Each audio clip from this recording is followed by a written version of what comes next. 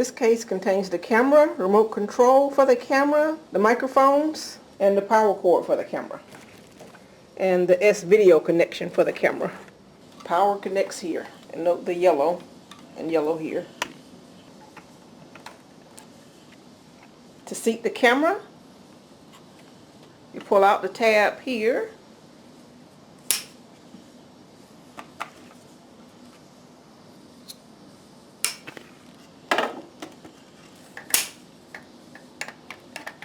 Put the camera in the slot and then push the tab back. The recorder comes in this bag, contains all the other accessories, and there's also some accessories in this box. This is the recorder. To take off the cover here, press in on both sides here and pull the cover back. Inputs on the right side, screen for viewing on the front, and power on the left side. The mouse and keyboard have USB connections, and they go into the USB ports. For the computer, if you don't have a DVI connection on the computer, you'll need this DVI adapter to go to the blue connection here, and the other end is this blue connection that goes into the computer. And make sure you use the input connection, which is at the bottom right. Up here is an output connection. You don't use that one. The audio goes into this pink hole, and there's a picture of a microphone here. Here's the audio cable. And here's the receiver that you plug into the audio. And the speaker carries the transmitter. The input for the video camera is at the top right. We use this black connection here.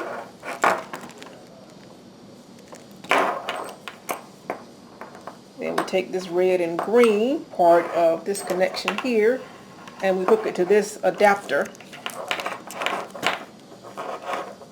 This is the adapter here. Converts this red and green to this S-video cable.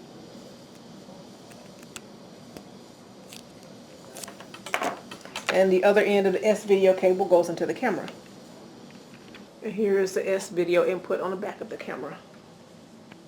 Once everything is all plugged in, turn on the Mediasite Recorder on the left-hand side. And let it go through all the settings. Don't change anything.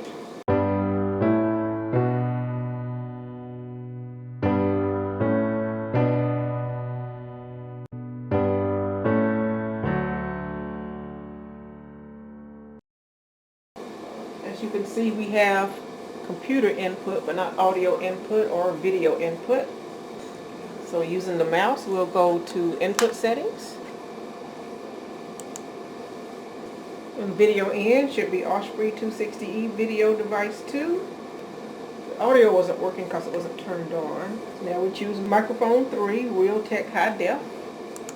And the data path Vision RGB E1S.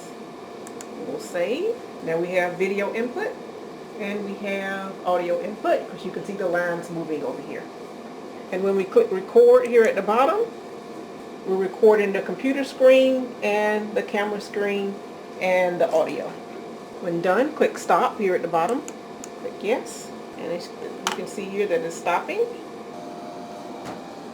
On the computer, we might need to hit function F8 to choose our display. Duplicate is probably best. So you would keep hitting function F8 until duplicate is chosen. Note that a mute button is on top of the transmitter.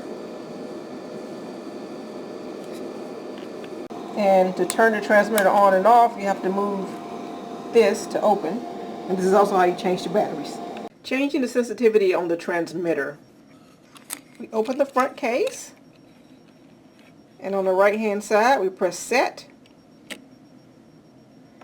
and on the menu we select sensitivity by pressing these buttons, and when sensitivity is selected we press set, and then we could change the dB or decibels, and we normally leave it at 30 if a person's wearing a lapel mic, and we put it down to 6 if we want to pick up noise in the entire room. And you can just change it by pressing the arrows. And once you have the number that you would like, we press set again, and it says stored, and then we can use the transmitter.